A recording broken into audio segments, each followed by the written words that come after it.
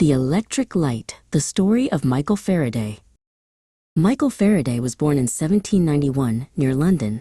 His family was very poor. His father was a blacksmith and often ill, meaning the family struggled greatly. Michael had little formal schooling and often went hungry. Despite this hardship, young Michael was deeply curious about the world around him, constantly asking questions. At the age of 13, Michael had to start working. He became an apprentice to a bookseller and bookbinder named George Rebow. This was a wonderful opportunity, not for the binding, but for the reading. As he bound the pages of books, he read them, especially science books about electricity and magnetism. He educated himself entirely through his trade.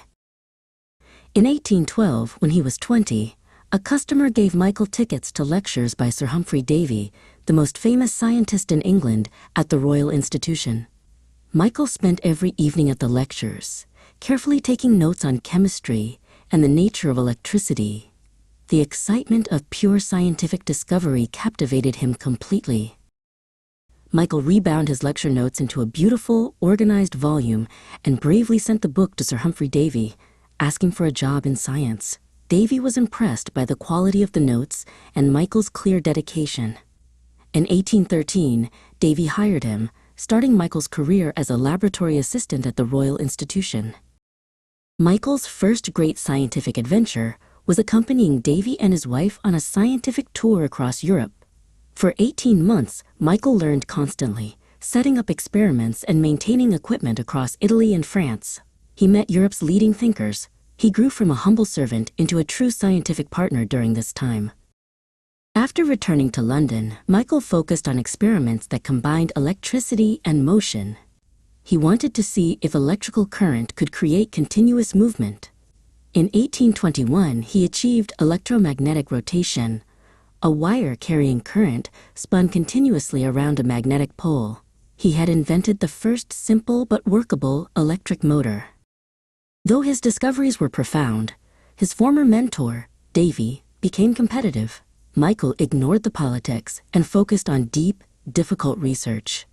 He became skilled in chemistry, succeeding where others had failed, such as when he isolated the chemical compound benzene in 1825. He worked long hours, driven only by a desire for truth.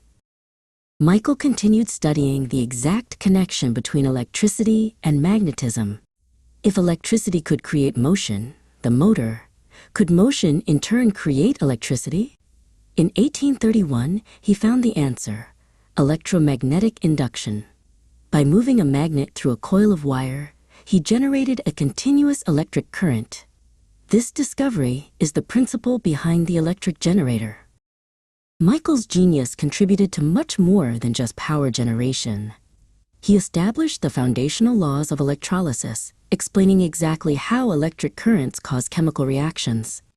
He also needed new language for his discoveries, so he invented many common scientific terms we use daily, like electrode, anode, and cathode. Michael strongly believed that science should be accessible to everyone, not just academics. Starting in 1825, he established the famous Christmas lectures for young people at the Royal Institution. He used simple, dramatic experiments to demonstrate complex ideas, inspiring countless children and creating a tradition that continues today. In his later years, Michael explored forces that were invisible. He theorized that magnets and electric charges were surrounded by lines of force, which filled the space around them. This conceptual leap was revolutionary, moving science beyond physical wires and laying the essential groundwork for modern field physics. Michael Faraday, the poor boy who started as a bookbinder, revolutionized the world. Because of his dedication, we have electric motors and power generators. He repeatedly refused titles, honors, and riches, choosing instead to dedicate his entire life to scientific truth. His quiet brilliance continues to power the modern world.